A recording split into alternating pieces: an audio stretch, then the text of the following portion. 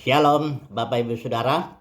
Renungan kita pagi hari ini berbicara mengenai pujian dan penyembahan ya.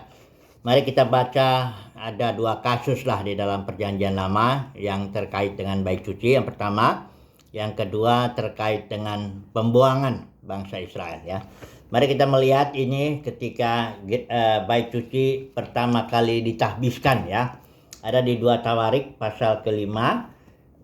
Ayat yang saya bacakan ya dengan cepat, ayat 13. Lalu peniup nafiri dan para penyanyi serentak memperdengarkan paduan suara untuk menyanyikan puji-pujian dan syukur kepada Tuhan. Seterusnya ayat 14, sehingga ini kemuliaan Tuhan pada ketika itu rumah Tuhan itu dipenuhi awan, sehingga imam-imam itu tidak tahan berdiri untuk menyelenggarakan kebaktian karena awan itu, sebab kemuliaan Tuhan memenuhi rumah Tuhan. Jadi ketika ditabiskan, dinaikkan pujian penyembahan, maka kemuliaan Tuhan turun dan bahkan imam-imam gak tahan ya untuk mengadakan kebaktian karena kemuliaan awan, kemuliaan Tuhan.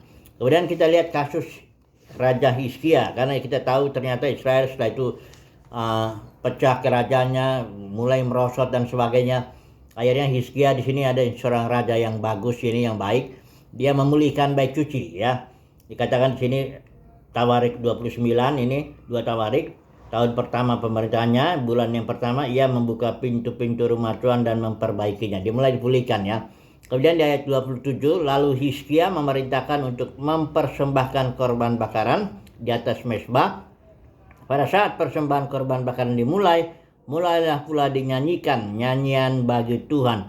Dibunyikan nafiri dengan iringan alat musik Daud, Raja Israel. Ayat 36, akibatnya Hizkia dan seluruh rakyat bersukacita akan apa yang telah ditetapkan ya. Jadi ini efeknya, bersukacitalah seluruh rakyat itu ya.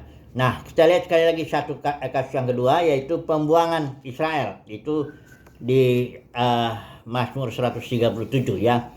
Di situ ayat 1, di tepi sungai-sungai Babel, di sanalah kita duduk sambil menangis apabila kita mengingat Zion. Ini ada lagunya juga, Bonnie M ini dulu itu menyanyikan lagu ini ya, By the Rivers of Babylon ya. Jadi di sini orang Israel ketika dia di Babel, dibuang di Babel itu, dia menangis ya apabila mengingat Zion. Ayat 4, bagaimana kita menyanyikan nyanyian Tuhan di negeri asing. Jadi tidak bisa orang Israel itu menyanyikan seperti ketika pentahbisan bait suci atau ketika Raja Hizkia memulihkan bait suci. Jadi tidak bisa ya, karena nggak mungkin orang beribadah dalam roh dan kebenaran atau beribadah dengan benar di Babel ya, dalam pembuangan nggak bisa. Bisa aja mereka menyanyikan suara, membuka suara, mengeluarkan suara, bernyanyi ya dengan kecapi apa, tapi itu levelnya beda tetap kalau dengan yang di bait suci yang tadi kita baca. Oke lah. Tapi ketika Israel dipulihkan, mari kita baca Mazmur 126 ya. Saya baca ya. Ketika Tuhan memulihkan keadaan Sion, ini ketika dipulihkan, pulang kembali kita tahu pulang kembali dari Babel itu, keadaan kita seperti orang-orang yang bermimpi. Pada waktu itu mulut kita penuh dengan tertawa dan lidah kita bersorak-sorai. Ya, kembali lagi pujian itu bisa naik ya. Setelah dipulihkan ya, kembali ke Sion, kembali ke bait suci, mereka bisa memuji lagi ya. Nah, oke lah. Ini kasus ya, 2 kasus ya dalam Perjanjian Lama. Sekarang kita mau terapkan dulu ke dalam konteks kita sekarang ini ya. Bagaimana ini dengan pujian penyembahan kita ya. Jadi kita lihat dulu lah Babel itu, yang dimaksud itu Babel itu apa ya. Babel itu adalah sistem pemerintah. Kalau dalam Alkitab ya, Perjanjian Lama, kita lihat sebentar dulu. Babel itu salah satu kerajaan yang dibangun oleh Nimrod ya.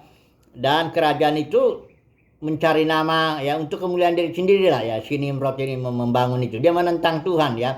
Tegar menentang Tuhan itu ya. Dia gagah perkasa itu, tegar menentang Tuhan. Nah, jadi sekarang gereja mula-mula itu kita lihat ya, bandingkan gereja mula-mula dengan dunia kekristenan saat ini ya. Coba dulu kerja perhatian gereja mula-mula. Pujian atau kita ambil kasus lah satu aja lah, kita Paulus lah dulu dengan Silas waktu dia di penjara ya. Setelah dia digebukin, dia dirantai, dia dipasung, dia di penjara ya. Setelah itu dia nyanyi tengah malam si Paulus dan Silas ini ya. Udah nyanyi dia, ya tentu nggak ada alat musik, nggak ada apa-apa lah, nggak ada latihan, nggak ada apa-apa itu, udah nyanyi aja. Tapi memang dari batinnya itu keluar nyanyian, akhirnya goncang itu, sendi-sendi penjara itu, akhirnya bertobat itu kepala penjara Filipi itu ya. Nah ini tingkat pujian penyembahan gereja mula-mula ini ya. Coba sekarang kita dunia kekristenan kita lihat saat ini. Apa artinya ini ya? Kan gereja mula-mula udah pecah menjadi puluhan ribu denominasi. Apa sih maknanya perpecahan itu? Perpecahan itu karena Kisah para Rasul 20 menjelaskan itu. Para pemimpin menarik murid-murid, dia mau mengatur gitu. Mengatur murid-murid, ya mau diatur ya dengan cara liturginya, dengan cara musiknya, dengan cara diaturlah oleh para pemimpin ini ya. Diambil alih ya. Tadinya gereja mula-mula tuh diatur sama Roh Kudus. Ya, atur aja Roh Kudus bekerja. Ada 70 kali ungkapan Roh Kudus memimpin, Roh Kudus melarang, Roh Kudus penuh Roh Kudus ya, dan sebagainya, bisikan Roh Kudus. Itu ada 70 kali di Kisah Para Rasul yang 28 pasal itu. Jadi jelas ketika Roh Kudus dibiarkan memerintah gereja, itulah kasih gereja mula-mula, maka pujiannya levelnya dahsyat saudaraku ya.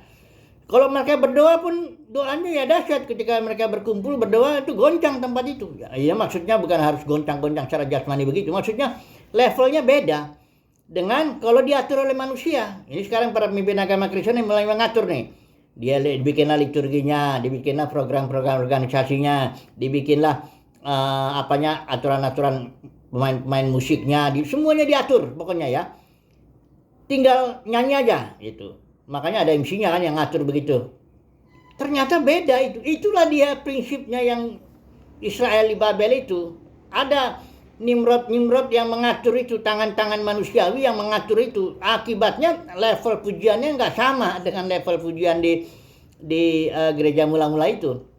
Ya, tetapi Tuhan punya orang-orang yang umat kerajaan, yang kawanan kecil, yang Lukas 12 ayat 32 katakan, yang Tuhan Bapa di sorga berkenan memberikan kerajaan sorga itu. Nah di situ umat kerajaan walaupun dia sederhana ya, di dalam batinnya ya saudara, nanti ini saya sendiri merasakan lah ya, hari lepas hari itu di dalam batin itu ada suatu rasa puas, rasa syukur ya, ada rasa sukacita. Itu yang nggak bisa saya temukan ketika saya masih menjadi pendeta ya dalam sistem dunia kekristenan. Walaupun saya dapat uang, dapat gaji, dapat apa semuanya di situ, beda ya. Kenapa ya? Itu memang levelnya beda. Kalau udah Roh Kudus yang bekerja dalam batin kita, itu berbeda levelnya dengan kalau manusia yang mengatur. Misalnya hari Minggu udah diatur semuanya itu, puji-pujiannya, lagu-lagunya, MC dibilang udah aturlah semuanya ya. Berapa kali harus dinyanyikan, harus begini, semuanya udah diatur. Jadi justru itu lain levelnya ya. Nah, saya percaya orang yang mengalami seperti saya ini akan merasakan itu ya, levelnya beda. Ketika kita bebas dipimpin Roh Kudus, dibiarkan kita Kristus memimpin kita ya. Kayak Yohanes 10 ayat 27 tuh Yesus bilang, "Domba-dombaku mendengarkan suaraku, aku mengenal mereka dan mereka mengikut aku." Nah, kalau kita itu mendapat kasih karunia lah ya, bisa mengikut Tuhan kemana saja dia pergi, itu level pujian kita berbeda. Levelnya batiniah. Nggak harus kita nyanyi-nyanyi, barangkali juga suara kita nggak bagus ya, barangkali juga ada false-nya sedikit lah, barangkali juga kita nggak bisa main musik ya, teknik menyanyi juga nggak terlalu apa, tapi dari batin ini bahasa surgawi ya, ada rasa puas, rasa sukacita, ada rasa pokoknya rasa syukur gitu di dalam, rasa cukup.